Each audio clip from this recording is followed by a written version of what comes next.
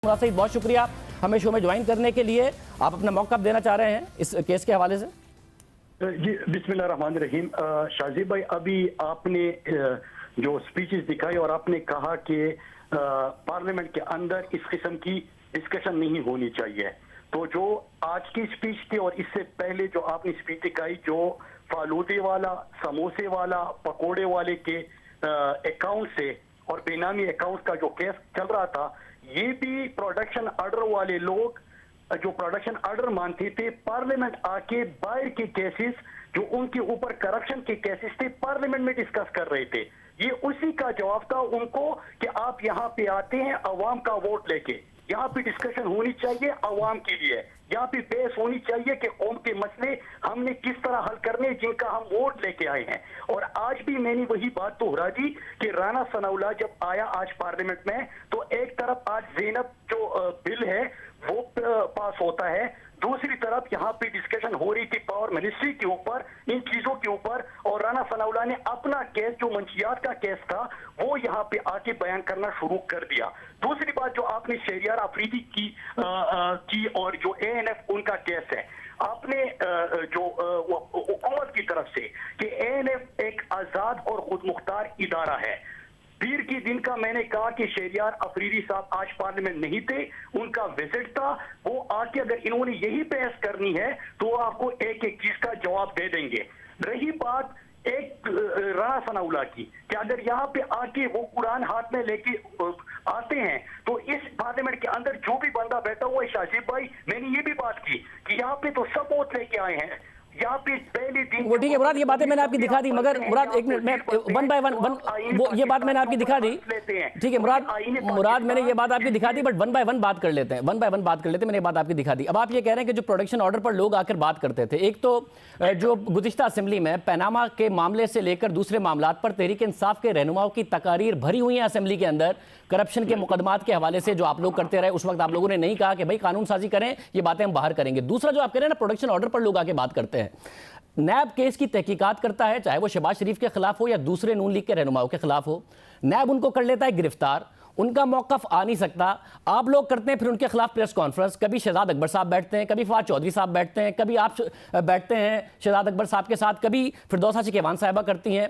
आप लोग ज़ेरे तफ्तीश जो मुकदमात हैं, नैब का रिकॉर्ड पता नहीं कैसे पूरा TTO का मिल जाता है शहजाद अकबर साहब को, वो करते हैं खुलकर प्रेस कॉन्फ्रेंस, और जो लोग गिरफ्तार हैं उनको मौका नहीं मिलता अपनी सफाई देने का। फिर प्रोडक्शन ऑर्डर पर जब वो असेंबली में आते हैं तो वो अपनी बात करें तो आप उसे जवाब देते हैं, और आज राना सनाउल्लाह बात करें तो आप कहते हैं नहीं नहीं नहीं, ये आप बात ना करें, असेंबली तो कानून साजी के लिए।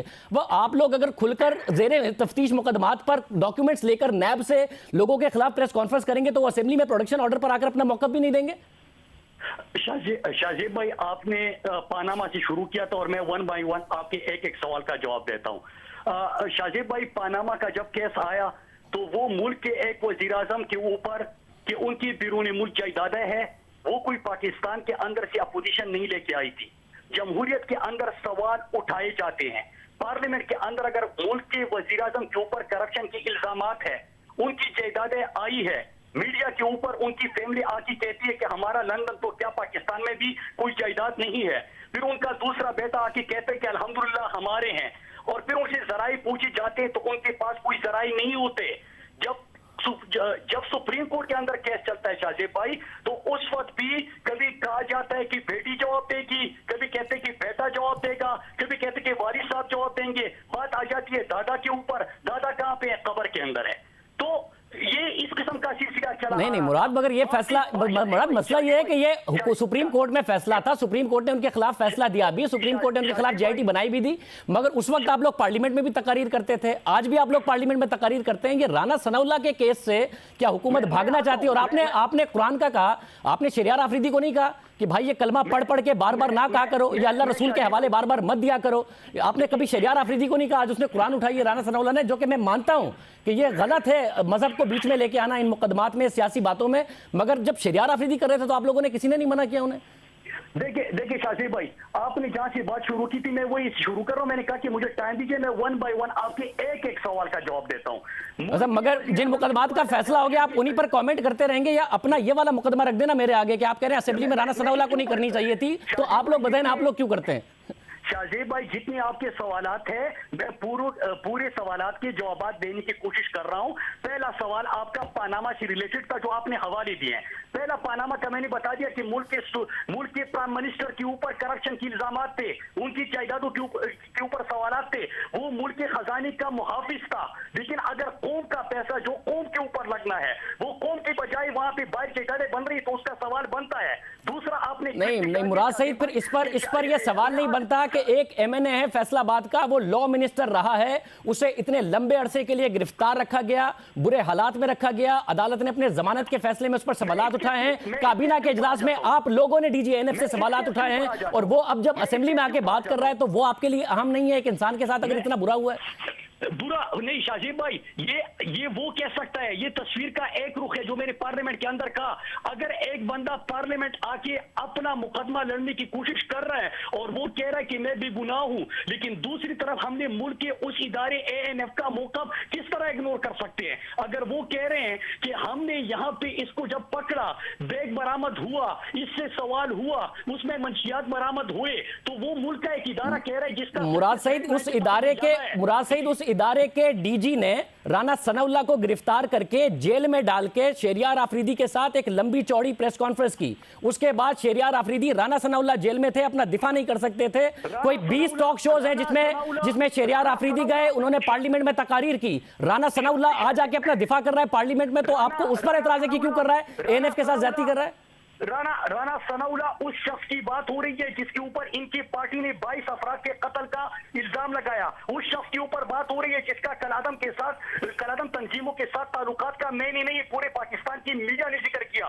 उस राना सनाउल्लाह की बात हुई है जिसकी तस्वीरें मीडिया ने। एक मिनट मुझे बात बताएं, एक बात बताएं मुझे। नहीं, ये नहीं, इस वाले नुक्ते, ये वाला नुक्ता आपने आज असेंबली में उठाया, इसका जवाब इसको मुझे एड्रेस करने दे। ये नुक्ता आपने आज असेंबली में भी उठाया। एक तो जो कलादम तंजीमों का आप जिक्र कर रहे हैं, नहीं, ये नुक्ता अहम है, इसको एड्रेस करें क्योंकि ये कौम के लिए भी बड़ा अहम है नुक्ता आपने उठाया है। ये नुक्ता बहुत अहम है। एक तो जिनका इल्जाम उनके साथ था कि वो वोट लेने के लिए उन कलादम तंजीमों के साथ थे, आपके जो इस्लामाबाद में एमएनए इलेक्ट हुए हैं उनकी भी तस्वीर सामने आई थी कलादम तंजीमों के साथ, उन्होंने कहा था कि वोट देने का हक है। राना सनाब भी ये कहते थे। दूसरी बात, इल्जाम किसी पे भी लग सकता है मुराद, आपके ऊपर भी इल्जाम जिंदगी में लगे होंगे। आप ये कह रहे हैं कि किसी को ये कहना चाहिए कि मुराद सईद पर फलां भी इल्जाम लगा था, फलां ने अपनी किताब में कुछ लिख दिया, फलां ने अपने इंटरव्यू में कुछ कह दिया, इसलिए मुराद सईद पर हेरोइन का इल्जाम भी ठीक है। ये तो नहीं हो सकता ना। अगर बंदे पे 3 दूसरे इल्जाम लगे हुए हैं तो आप कहेंगे इस पे हेरोइन का इल्जाम भी ठीक होगा? ये तो नहीं हो सकता मुराद। शाहजेब साहब, बिल्कुल आप थोड़ा सा अगर टाइम दे दे तो पता चल जाएगा कि मैंने क्यों इन इल्जामात का जिक्र किया। आपने कहा कि अगर एक बंदा 6 महीने जेल में रह के आज आया हुआ है पार्लियामेंट अपना मुकदमा लड़ने के लिए, तो क्या उसको ये हक नहीं है? तो राना सनाउल्लाह की बार बार आपने बात की, मैंने उसका बता दिया कि उस राना सनाउल्लाह की बात हो रही है जिसके ऊपर ये तमाम इल्जामात तहरीक इंसाफ ने नहीं बल्कि इनकी अपनी जुमात ने लगाए। और राना सनाउल्लाह ने मुराद तकरीर का आगाज ये कहकर नहीं किया था कि मैंने स्पीकर साहब आपसे मैंने कमिटमेंट की है कि मैं सिर्फ अपने केस के मेरिट पर बात करूंगा, तो स्पीकर साहब ने उन्हें अलाउ नहीं किया था। उन्होंने तो अपनी तकरीर का आगाज ये कहकर किया है राना सनाउल्लाह ने। मैं इस पे भी आ रहा हूं। आपने ये भी सवाल उठाया शाहजेब भाई कि अगर एएनएफ प्रेस कॉन्फ्रेंस कर सकती है तो राना सनाउल्लाह को भी हक पहुंचता है। वो आज अगर अपनी बात कर रहा था कि उसने, लेकिन वो प्रेस कॉन्फ्रेंस भी कर सकता था। मैं बहैसियत पार्लियामेंटेरियन हमेशा ये कहता हूं कि अगर कोई करप्शन के केसेस वाला, कोई फेक अकाउंट्स वाला, कोई मनी लॉन्ड्रिंग वाला, कोई मंशियात वाला, ये केसेस की बजाय अगर कौम की यहाँ पे बात करे, अवामी इशूज के ऊपर बात करे, तो पार्लियामेंट सही तरीके चलेगा और आवाम के लिए आसानियां पैदा होगी। और ये आपके लिए मुराद क्योंकि पोजीशंस बदल जाती हैं, आप लोग हुकूमत में हैं, आप कल को ऑपोजिशन में भी हो सकते हैं। ये जो मुकदमे की रिवायत कायम हुई है, अगर ऐसा ही है तो ये बताइए मुझे कि फिर एएनएफ तो एक आज़ाद इदारा है, उस आज़ाद इदारे के साथ शहरियार आफरीदी साहब के साथ मेजर जनरल साहब क्यों बैठे थे? फिर मेजर जनरल साहब बकौल शहरियार आफरीदी के उस वजीर आजम के आगे क्यों लेके गए राना सनाउल्लाह के खिलाफ सबूत जो कि उनके मुताबिक उनके मुखालिफ हैं? जब ये सारा का सारा मामला हो रहा था तो ये क्यों इसको इन्वॉल्व कर रहे थे डीजी एएनएफ साहब? अगर ये डीजी एएनएफ साहब और एएनएफ बहुत ही एक इंडिपेंडेंट इदारा है। देखिए अगर शहरियार आफरीदी इस मिनिस्ट्री का मिनिस्टर है, वो फेस होता है, एक मिनिस्टर फेस होता है मिनिस्ट्री का। डीजी अगर साथ बैठा था तो आप मुझे बताए कि क्या उस दिन जब राना सनाउल्लाह गिरफ्तार हुआ तो हर मीडिया चैनल ने शहरियार अफरीदी को फोन करके नहीं पूछा कि राना सनाउल्लाह केस के ऊपर बात करें, आप उसके ऊपर हमें ब्रीफ करें? तो क्या शहरियार अफरीदी को नहीं आना चाहिए था? यानी आप ये कह रहे हैं मुराद, यानी आप ये कह रहे हैं मुराद कि राना सनाउल्लाह के खिलाफ अगर डीजी एएनएफ ने शहरियार अफरीदी के साथ बैठकर प्रेस कॉन्फ्रेंस की थी तो आज राना सनाउल्लाह भी प्रेस कॉन्फ्रेंस कर देते जो उन्होंने की है। मगर अगर तकारीर असेंबली के फ्लोर पर शहरियार अफरीदी ने सेनेट में भी, नेशनल असेंबली में भी की हैं तो एएनएफ के हक में की हैं और एएनएफ की तारीफें की आज आपने भी की हैं, मगर राना सनाउल्लाह को नहीं करना चाहिए था क्योंकि एएनएफ एक आजाद इदारा है। थोड़ा अगर हम इशू के ऊपर आ जाए, देखिए तकरीर दिखाई गई, मैंने कहा कि मेरा मौकफ पहले भी ये था और आज भी मेरा ये मौकफ है। राना सनाउल्लाह ने अपनी बात की, लेकिन तस्वीर का दूसरा रुख भी है क्योंकि एएनएफ है। एएनएफ के मुताबिक राना सनाउल्लाह के बैग से मंशियात बरामद हुई। एएनएफ ने जो ब्रीफिंग दी, जो कौम के सामने चीजें रखी, उसमें राना सनाउल्लाह के ऊपर ये केसेस है। उन्होंने ये भी लिखा हुआ है कि उन्होंने ये भी बताया कौम को कि किस तरह राना सनाउल्लाह से सवाल भी किए गए। अब ये जो मुराद जो एएनएफ का इल्जाम है, अब ये जो एएनएफ का इल्जाम है इसके ऊपर एक जमानती फैसला है अदालत का जिसमें एएनएफ के ऊपर सवालात उठाए गए हैं। आपके लिए अगर एएनएफ के बहुत मोतबर है तो क्या अदालती फैसले मोतबर नहीं है? आप उसका जिक्र नहीं कर रहे हैं? क्या एएनएफ के ऊपर उन्होंने सवाल उठाए? क्योंकि एएनएफ का मुकदमा है 5-6 महीने पुराना, उसके ऊपर अदालत का फैसला है अभी 15-20 दिन पुराना, और वो मोतबर नहीं है आपके लिए? मेरे लिए अदालत का फैसला भी मोतबर है, लेकिन उसके बाद भी अगर आपने एएनएफ का मौकफ देखा हो तो उन्होंने अर्ली हेयरिंग के लिए कितने एप्लीकेशन दी है, ये एएनएफ ने कहा हुआ है। कहने का मकसद इतना है कि राना सनाउल्लाह उस बंदे के ऊपर जिसके ऊपर 22 अफराद के कत्ल का इल्जाम, जो कि 5 मरले के घर से शुरू हुआ, अरबा की जायदादें बना दी, जिसको एक माफिया मुराद अगेन अब आपने ये इल्जाम लगाया है, मुझे साबित करें कौन सी नहीं, एक मिनट, ये क्योंकि आप ऑपोजिशन में थे तो इमरान खान साहब कहते थे, नहीं आप ऑपोजिशन में थे तो इमरान खान साहब कहते थे कि जी ऑपोजिशन का काम इल्जाम लगाना होता है, हुकूमत का तहकीकात होता है। मुझे अरबों रुपए की जायदाद गिनवाइए राना सनाउल्लाह की, गिनवाइए कौन सी है? राना सनाउल्लाह की जायदाद इस वक्त वो शुरू कहां से हुआ था? 200 करोड़ की जायदादें उसके सामने आ चुकी। मुझे बताइए कौन सी 200 करोड़ की जायदादें हैं? मुराद आप क्योंकि रिसर्च करके बात करते हैं, मुझे 200 करोड़ की जायदादें गिनवाइए राना सनाउल्लाह की। 200 करोड़ की 5 मरले से ये शुरू हुआ था। उनके कौन सी मुराद इल्जाम? मुराद आप पूरी तहकीक से हमेशा बात करते हैं ना, आप मुझे बताइए कौन सी जायदाद? देखिए शाजी भाई, जहां से आप शुरू हुए हैं और कहां से आप निकल रहे हैं, मैं आपको एक चीज का जवाब दे रहा हूं, लेकिन पता नहीं कि राना सनाउल्लाह पहली चीज ये आती है कि उस राना सनाउल्लाह को आज हमारा मीडिया इतना प्यार आ रहा है उसके ऊपर, उसको इतना अप्रिशिएट किया जा रहा है, जिसके ऊपर 22 अफराद के कत्ल का। मुराद सईद अप्रिशिएट कोई नहीं कर रहा। अच्छा मुराद, ये वाली बात भी कर ले, ये वाली बात भी करें, एक मिनट, ये वाली बात भी करें। मुराद आपकी हुकूमत को हो गए हैं 18 महीने आए हुए, ये जो आप बार बार कह रहे हैं 22 कत्ल का इल्जाम है, तो जो मॉडल टाउन का केस है उसे तेजी से करवा लीजिए, आप एक आईजी भी बदल चुके हैं। दूसरी बात ये जो आप मीडिया को कोस रहे हैं, कल को आप ऑपोजिशन में गए, कल को आपकी जमात से कोई भी ऑपोजिशन में हुआ और नून लीग ने आप लोगों के ऊपर इस किस्म का केस बनाया और इस तरीके से आप लोगों को जेल में रखा, तो यही मीडिया आपके लिए भी आवाज उठा रहा होगा। मैं इस प्रोग्राम से आप लोगों के लिए भी आवाज उठा रहा हूं, क्योंकि ये मुल्क आगे नहीं बढ़ेगा। किसी को मोहब्बत नहीं हुई है राना सनाउल्लाह से, मोहब्बत है इस मुल्क के आइन से, इस मुल्क के कानून से। आप लोगों को कानून की पासदारी किए बगैर इस तरीके से जेलों में डालेंगे तो आवाज उठेगी। किसी को राना सनाउल्लाह से मोहब्बत नहीं है। बिल्कुल आपने जो बात की है शाहजेब भाई, क्योंकि आप स्टूडियो में बैठे हैं, मैं फोन पे हूं, अगर आपने बात की है तो आप उसका फिर शाहजेब भाई पूरा जवाब भी सुनिएगा। पहली चीज आपने की कि राना सनाउल्लाह के ऊपर इस किस्म के केसेस बनाए गए, इस किस्म का आप किस तरह फैसला कर सकते हैं कि इस किस्म के केसेस? एएनएफ जो मेरे मुल्क का इदारा है, अगर हम उसके ऊपर यकीन कर रहे हैं कि जब वो ब्रीफ कर रहे हैं पूरी कौम को, वो वहां पे प्रेजेंटेशन दे रहे हैं, वो उनको पूरे एक जंग की बात करते हैं, उसके हवाले से वो आगे हेरिंग के लिए एप्लीकेशन देते हैं, जज की तकर्रुर, जज की तबादले की टीवी पे खबरें तो चलती है, लेकिन ये नहीं बताया जाता कि कितने महीने पहले एएनएफ ये एप्लीकेशन राना सनाउल्लाह के केस से पहले मूव कर चुकी थी। इसका जिक्र नहीं होता। अगर आज राना सनाउल्लाह के हवाले से जो आपने कहा कि इल्जामात लगते हैं, तो क्या आपके ऊपर भी लगते हैं? आप मुझे बता दें, राना सनाउल्लाह ठहरा मासूम, नवाज शरीफ जिसको सुप्रीम कोर्ट के अंदर मुराद सईद, आपकी हुकूमत को मैं दोबारा कह रहा हूं कि 17 महीने हो गए हैं, आप लोग अभी तक इल्जामात के मोड से निकल नहीं रहे हैं। और दूसरा सवालात, जजमेंट कोई नहीं पास कर रहा, लाहौर हाई कोर्ट का जजमेंट आ गया है एएनएफ के मुकदमे के हवाले से। तीसरा, आप लोगों ने काबीना में क्या सवालात नहीं उठाए हैं? आपके वुज़रा ने जो अंदर की खबर चली है काबीना के इजलास में, वो डीजी एएनएफ से सवालात नहीं उठाए हैं कि ये किस किस्म का आप लोगों ने केस बनाया? कोई आप लोगों के पास एविडेंस नहीं है? क्या नहीं उठे काबीना में सवालात? ये आपने सवाल हमारे कैबिनेट के अंदर हमेशा हर चीज के ऊपर होते हैं, लेकिन आपने ये वो नहीं बताया कि राना सनाउल्लाह के ऊपर आधे से ज्यादा कैबिनेट ने, हर बंदे ने कहा कि इस बंदे के ऊपर ये एक माफिया है, सब इससे इत्तेफाक करते हैं। क्या इसके ऊपर जो केसेस है, इसके ऊपर कोई किसी को शक है? क्या राना सनाउल्लाह जिस अंदाज से वहां पे, मुझे एक बात बताएं मुराद, एक बात बताएं, एक बात बताएं, एक बात बताएं, आपकी जमात में एक जहांगीर तरीन साहब हैं, जहांगीर तरीन साहब के बारे में एससीसीपी का फैसला है कि उन्होंने इनसाइडर ट्रेडिंग की थी। जहांगीर तरीन साहब के बारे में फैसला है सुप्रीम कोर्ट का कि उन्होंने मनी लॉन्ड्रिंग, उन्होंने जो मुल्क से बाहर पैसा भेजा और उन्होंने अदालत से झूठ बोला।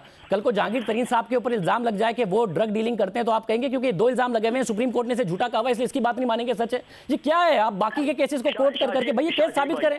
शाजी भाई, आपने कहा कि 22 अफराद के कत्ल का, ये मॉडल टाउन का, ये माफिया का, इनकी जायदादों का, ये तो मैंने बातें कर ली। आपने मंशियात के केस के हवाले से जो बात उठाई है, क्या एएनएफ जो एक मौकफ तो राना सनाउल्लाह का है, क्या दूसरा मौकफ एएनएफ का नहीं है?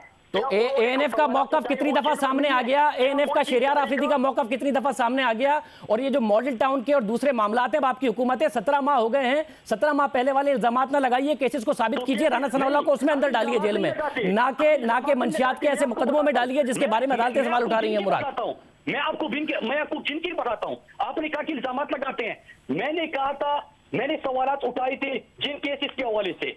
इस वक्त क्या नेब के अंदर जो केसेस चल रहे हैं, क्या उसमें हमने रिकॉर्ड नहीं किया? मैंने अपने मिनिस्ट्री के अंदर तो केस कहां पहुंचा? मुराद, आपने अगस्त में की थी प्रेस कॉन्फ्रेंस, आपने इल्जाम लगाए, फिर अमेरिका की एलिस वेल्स ने इल्जाम लगाए सीपैक के ऊपर, और असद उमर ने कहा कि नहीं जी सीपैक के खिलाफ प्रोपेगेंडा हुआ है। कहां गया मामला? 6 महीने पहले दिए थे ना आपने सबूत नैब को, कहां है? एहसन इकबाल को गिरफ्तार किस केस में किया गया? आपने इल्जाम क्या लगाए थे? वो कहां है 50 अरब रुपए? देखिए बिल्कुल शाहजेब भाई, आपने सवाल उठाए तो इसका पूरा प्लीज जवाब सुनिएगा। एहसन इकबाल को नारावाल जो स्पोर्ट्स कॉम्प्लेक्स है उस केस में गिरफ्तार किया गया है। मैंने उठाया था सवाल मुल्तान शक्कर के हवाले से, क्या वो केस खत्म हो चुका? नहीं। क्या वो केस नेब के अंदर चल रहा है? जी हाँ। कहां बढ़ा, कहां पहुंचा? आपने 6 महीने पहले कौम को बताया था कि आपने सारा रिकॉर्ड नेब को दे दिया है, केस कहां पहुंचा? अर्ज तो सुनिए शाहजेब भाई, अर्ज सुन लीजिए, केस कहां पहुंचा? हमारा काम क्या था? मैंने जो इल्जामात और जो सवालात उठाए हैं, आपको याद होगा कि एहसन इकबाल ने कहा था कि मैं आपको कोर्ट लेके जाऊंगा, मैंने वही सवालात कोर्ट के अंदर उठा लिए। एहसन इकबाल के वो कला पेश नहीं हुए, वो एहसन इकबाल खुद को कोर्ट से भाग गया। मैं उम्मीद करता हूं कि आगे आइंदा 3-4 महीने में कम से कम आप इस केस पर पेशरफ्त कराएंगे, क्योंकि 50 अरब रुपए का मामला है। मैं मुराद, मुझे शो खत्म करना है। बहुत शुक्रिया, मुराद सईद साहब हमारे साथ मौजूद थे।